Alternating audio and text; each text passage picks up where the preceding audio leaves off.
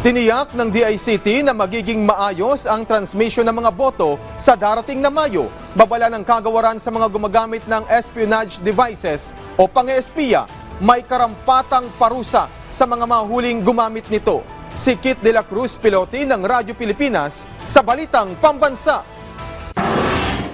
Walang dapat ipangamba ang publiko sa online voting and counting system para sa darating na 2025 midterm elections. Siniguro yan ng Department of Information and Communications Technology o DICT matapos mahuli ang ilang Chinese nationals at mga kasabwat na Pilipino na may dalang espionage devices. Sa panayam ng Radyo Pilipinas, sinabi ni DICT Assistant Secretary Renato Paraiso na patuloy ang kanilang pagbabantay katuwang ang Commission on Elections para maging maayos ang transmission ng mga boto. Updating po, Sir Alan, checking ho ng systems, making sure that everything is up and running, pati ho yung mga redundancy, ang mga backup so natin, tinitiyak natin na all is working well po.